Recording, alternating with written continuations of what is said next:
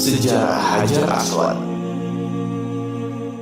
Di antara bagian Ka'bah yang memiliki kedudukan mulia di hati kaum muslimin adalah Hajar Aswad, yang berarti batu hitam. Terletak di sisi selatan Ka'bah. Hajar Aswad adalah batu yang berasal dari surga.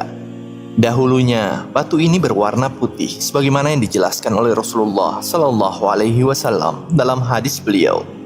Dari Ibnu Abbas radhiyallahu anhuma, ia berkata bahwa Rasulullah Shallallahu Alaihi Wasallam bersabda, Hajar Aswad turun dari surga, padahal batu tersebut begitu putih, lebih putih daripada susu.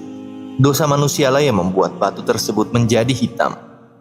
Disebutkan dalam beberapa asar bahwa setelah Nabi Ibrahim alaihissalam menyempurnakan bangunan Ka'bah dengan batu granit yang ada di sekitar Ka'bah, beliau ingin menentukan titik atau sudut di mana orang akan memulai tawafnya di Masjidil Haram.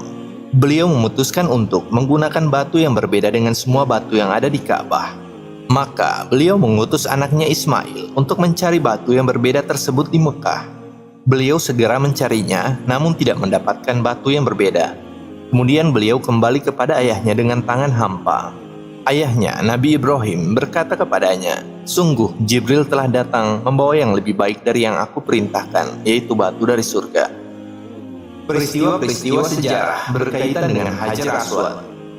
Hajar Aswad mengalami berbagai peristiwa yang tercatat dalam sejarah sejak Ka'bah dibangun oleh Nabi Ibrahim alaihissalam dan zaman setelahnya. Berikut diantaranya. Masa Jahiliyah. Pada masa Jahiliyah terjadi peperangan antara kabilah Jurhum dengan kabilah Khuza'ah yang menyebabkan Jurhum harus tersingkir dari Mekah. Maka Jaris bin Madhad al-Jurhumi mengambil Hajar Aswad dari tempatnya dan menguburnya di sumur Zamzam. Salah seorang wanita dari Khuza'ah yang melihat perbuatannya langsung memberitahu kaumnya. Mereka dengan segera menggali Hajar Aswad dan meletakkannya kembali ke tempat semula. Masih di masa Jahiliyah sebelum kelahiran Nabi Muhammad Sallallahu Alaihi Wasallam, Tuba, seorang raja dari negeri Yaman, hendak mengambil Hajar Aswad dan membawanya ke Yaman. Tatkala itu, Khuwailid yang merupakan ayah dari ibunda Khadijah radhiyallahu anha dari Quraisy melakukan perlawanan. Tatkala Tuba tertidur, ia melihat di mimpinya hal yang menakutkan sehingga ia meninggalkan Hajar Aswad dan tidak jadi membawanya ke Yaman. Pasca kelahiran Nabi Muhammad Sallallahu Alaihi Wasallam, di Ka'bah terjadi sebuah kebakaran ditambah banjir hebat yang melemahkan pondasi Ka'bah. Kaum Quraisy khawatir akan rusaknya Ka'bah, maka mereka pun membongkarnya dan membangunnya kembali. Tatkala Hajar Aswad akan diletakkan kembali di tempatnya semula, terjadi perselisihan yang begitu dikenal dalam sejarah, yang berakhir dengan keputusan bijak dari Rasulullah Sallallahu Alaihi Wasallam untuk mengangkut Hajar Aswad dengan kain yang ditarik oleh setiap utusan suku. Lalu beliau sendiri yang meletakkan Hajar Aswad ke tempatnya semula. Tahun 64 Hijriah. Pada tahun 64 Hijriah terjadi peperangan antara sahabat yang mulia Abdullah bin Zubair bin Awam dengan Al-Husain bin An-Namir, Panglima Yazid. Ketika itu, Abdullah mengikat dan mengencangkan Hajar Aswad dengan logam perak.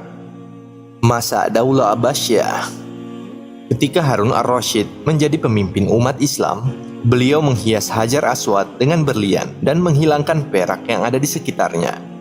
Tahun 315 Hijriah. Pada tahun 315 Hijriah, terjadi peristiwa yang tragis yang menyangkut darah kaum muslimin dan kemuliaan Hajar Aswad, yaitu ketika kelompok dari sekte sesat dan keji yang bernama Syiah Qoromitah menyerbu kota Mekah yang dipimpin oleh Abu Thahir al-Qurmuti. Dia dan pengikutnya melakukan pembunuhan, perampokan, dan merusak rumah-rumah. Peristiwa itu terjadi pada musim haji pada hari Tarwiyah pada tanggal 8 Zulhijjah. Banyak dari jemaah haji yang menjadi korban, meskipun mereka berada di dekat Ka'bah. Bahkan orang-orang yang sedang tawaf pun tidak luput dari pedang-pedang mereka. Termasuk yang menjadi korban adalah sebagian ahli hadis. Pembantaian yang bengis yang tidak dapat dilupakan oleh kaum muslimin. Kemudian ia menghancurkan kubah sumur Zamzam. Dia juga memerintahkan agar pintu Ka'bah dicopot dan melepas kiswahnya. Selanjutnya ia merobek-robeknya di hadapan para pengikutnya. Lalu dia meminta kepada salah seorang pengikutnya untuk naik ke atas Ka'bah dan mencabut talang Ka'bah. Namun tiba-tiba orang tersebut terjatuh dan mati seketika. Abu Thahir pun mengurungkan niatnya untuk mengambil talang Ka'bah. Kemudian Ia memerintahkan seorang lelaki untuk mencongkel dan mengeluarkan Hajar Aswad dari tempatnya. Hajar Aswad dahulu berbentuk satu bongkahan. Namun setelah terjadinya penjarahan ini, Hajar Aswad pecah menjadi beberapa bagian. Kaum Bengis yang merupakan pecahan dari agama Syiah ini kemudian membawa serta Hajar Aswad ke sebuah rumah besar di sebuah desa yang bernama Al-Jishi di daerah Al-Ihsa. Pemimpin para pembunuh ini kemudian memerintahkan penduduk Qatif untuk berhaji di rumah tersebut. Mereka menolaknya, lalu banyak dari mereka yang dibantai habis oleh Qoromitah. Setelah Qoromitah dengan semena-mena menumpahkan darah kaum muslimin Qatif, mereka memindahkan Hajar Aswad ke Kufah. Di kemudian hari, mereka mengembalikannya ke Al-Ihsa. Setelah berlalu sekitar 25 tahun, tepatnya pada bulan Zulqa'dah tahun 339 Hijriah, mereka mengirimkan kembali Hajar Aswad ke Mekah. Umat Islam pun kembali bergembira dengan hadirnya kembali batu dari surga tersebut.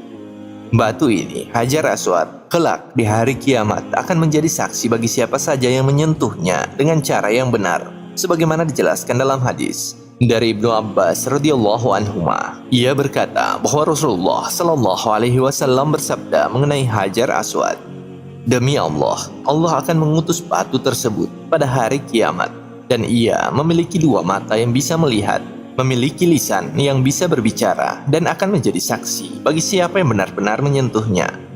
Inilah di antara kemuliaan Hajar Aswad yang tidak dimiliki oleh batu manapun di muka bumi.